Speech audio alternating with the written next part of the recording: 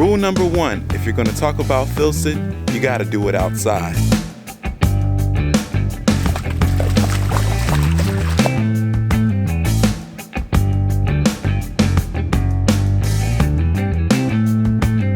What's up guys, my name is George and I like backpacks. Today we got the Filson Dryden backpack. This is a new entry from Filson, and what Filson usually does is they usually do that wax canvas look, but I think that they're trying to aim and make bags a little bit more affordable for the majority of the people that don't want to spend $400 on a bag. So they came out with this backpack, and now this backpack is actually made out of 100% Cordura fabric. So we know that this is going to be a very hard use, very rough, and you can do whatever you want with this bag right here. It MSRPs, like I said, for a little bit cheaper than what their normal bags go for. So their normal bags are around $400. This one goes for $225, which is still a lot of money, but we'll check it out from the bottom to the top and see if it's worth your money. The bag itself is 25.5 liters, so it's a good everyday carry size. Hey, you could take it out here in the woods like I did today, or you could just carry this bag into the city. I think it's versatile enough that you can do both with it. The bag measures 18 inches tall, is 12.34 inches wide, and it expands out to 7 inches. Let's start at the bottom of the bag and work our way up. Now down here at the bottom, Filson actually includes 1000D Cordura on this bag, like I've already mentioned, but on the bottom of the bag, they've reinforced it, double reinforced the bottom, so that, you know, that's a hard use place. This is where you're gonna set your bag down most of the time. So I appreciate that they added another layer of Cordura fabric just to protect the items that you might have inside of the bag. Now, as we move up on the bag right here, we have some Filson branding, which is kind of small and minimal. I really like that they didn't go big and bold, which Filson really never does. So the first pocket you get to on this bag is the admin section. So you can open it up, very smooth zippers, YKK zips. I think this is a number 8 zipper right here, and you get a leather lanyard pull, which makes it really easy to get inside of the bag. You see how fast I'm doing that? So let's open it up. So this is their admin section, pretty simple admin section, no high vis lining, but it's pretty simple. You got a slip pocket back here where I was able to sit in my Maxpedition Slim wallet. So you have a couple of pin slots right here. In this first one, I just put in the steel wheel Modus. Loving this knife, perfect for everyday carry, sharp as hell, D2 steel, reversible pocket clip, nice. Like I said, this can be your everyday carry bag. So you have pen slots, so you can carry your admin stuff if you want, not just outdoor use. Then you have some extra little space right here in the front of the bag. So all in all, I think it's a pretty good admin pocket. Oh, I forgot about, you do have a lanyard right here if you want to attach your keys. Plastic clip. I would have liked to seen that brass continued inside of the admin pocket with that clip. That would have been a nice little touch. So let's move around to the side of this bag right here. We have these water bottle pockets on both sides, and you can see I slipped in my Camelback chute. Kind of looks odd with this, you know, more rustic looking backpack. So I slip in this colorful ass water bottle, but whatever. So I slip it in, and it holds it pretty well. But one thing about these water bottle pockets on the side of this bag is they kind of eat up space on the interior of the bag because they don't have any expandability. So when you stick a larger water bottle in there, it's going to eat up room into your main section of the bag.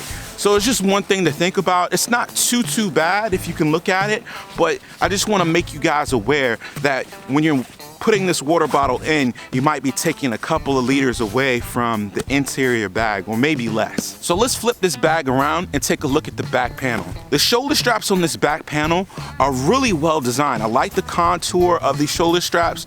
They're super wide and they're not too thickly padded, but the padding inside them is, you know, it's kind of firm. I like that. Down here on the shoulder straps, you do have like a leather accent piece where you can add in a sternum strap. I guess that Filson sells that as a separate purchase, which I probably would never use on a 25-liter bag. Now the webbing, and I don't usually talk about webbing on my backpacks, but the webbing that Filson used on this backpack is very high quality.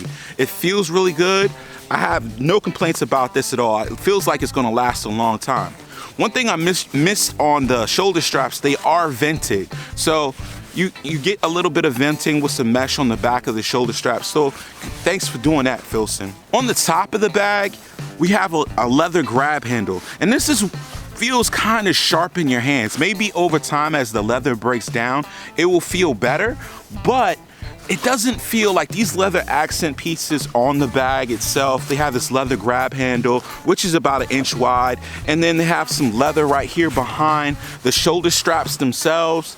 So they feel kind of bolted on and last minute. I would have been perfectly fine with this just being a Filson bag with no leather on it at all, as long as it was a hard use bag, and maybe you could have dropped the price a little bit. But adding in the leather, like I said, kind of justifies, I think, that $225 price tag, where this bag could probably have been like maybe $150, $160 if you drop the leather accents off. I would have just liked a really well-sewn, hard-use backpack from Filson. That would have been perfectly fine for me. So let's talk about the back panel of the bag itself. Like I mentioned before, we got a little leather strip up here. Nice dark leather that Filson uses on a lot of their bags. No venting on the back of this bag. I can see you using it in the wintertime. So maybe if you're walking in the snow, mesh can be a problem if you're using this bag in the wintertime. And one of the features that Filson added in is this pass-through for your luggage. So you probably wouldn't want to do mesh. So I'm kind of glad that they didn't.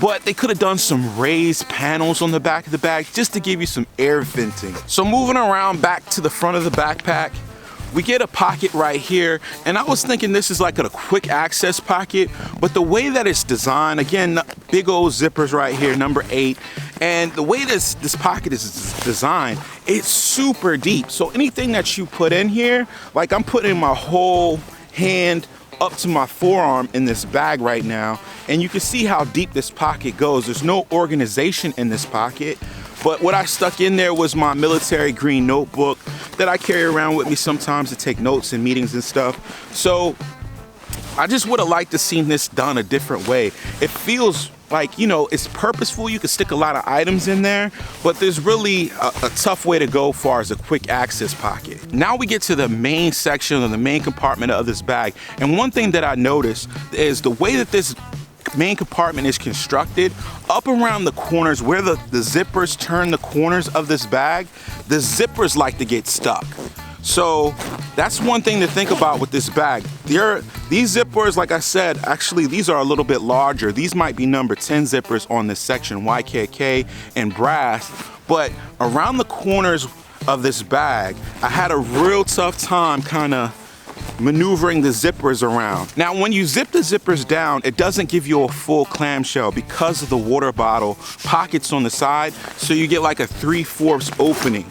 So that's kind of what you get. That's about as far as you can pull it down. If I didn't mention it before, the lining in this bag I do actually like. It feels really good, buttery smooth. Inside of the bag right now, I have my camera cube. This is made by Green Room 136. This is their small camera kit, and you've probably seen this on a lot of my videos already. And then I have a little cheap Chinese pouch where I keep like wipes, recyclable grocery bag, microfiber cloth, something like that. And then down here in the back of the bag, you can see that you get a little bit of Filson branding. And then you have an internal mesh pocket where you could probably fit in, I could see you sticking like your charger for your laptop in this pocket. I think it's pretty perfect for that. And then I got my Peak Designs tech pouch where I carry all my electronics. So all of that fits in there, and you can kind of see that you got a lot of space inside of this bag. 25 liters, but this is a good use of 25 liters. I like the way Filson did this. Only thing that probably could have improved it is made in the bag a full clamshell. Now we're getting to the final pocket on this bag, which Filson did include a laptop compartment. Large number 10 YKK zips on the side, pull it open, and this is a really well done laptop compartment. If I haven't said enough about this bag, I like the fact that it zips all the way down, but Filson actually gusseted the sides. So it kind of opens up like this. I stuck in my 15-inch Dell XPS right here in the back. Now, the laptop compartment is suspended off the bottom, It's padded up really well, but you could stick a lot of different items in there. I can see somebody, going to the office with this with no problem. It has a document sleeve on the other side where I stuck in my little document protector. But there's a lot of space. I could see there's a teacher using this. You want to take home, your papers that you're grading, or a professor, definitely. So I think this bag is, it's a rugged bag, but it has some dual purposes. You can definitely use this bag for EDC, take it to work, take it to the office, and I don't think it would look too far out of place. I do have a couple of little minor gripes about the bag. The zippers, I think, are the biggest minor gripe or biggest gripe that I have. Zipping them around the main section can be a little bit touch and go. The leather accents, I could have lived without the leather accents. I think it kind of makes the bag look more aesthetically pleasing, but if you would have just gave me a hard use, padded up grab handle and dropped off these leather pull tabs, I would have been perfectly fine with that too. It's okay that they added it in, but for me, it's just like, you just try to dress up something that didn't need to be dressed up. Overall, I think this is a pretty solid bag. Filson has a lifetime warranty, just like a lot of companies that make, quality goods. I think Filson makes quality goods, and this bag is, a product of that. Really great stitching. The cordura on this bag is very high quality and very heavy duty. So I think this will last years. Is it an heirloom item? I don't know. We'll have to see, but it's pretty cool for right now. Guys, thanks for watching George Defined. Please like, subscribe, and comment in the comment section. I try to reply to all my comments. I'll leave the link for this bag down in the description. And I got more backpacks coming up, guys. I'll see you next time. Peace.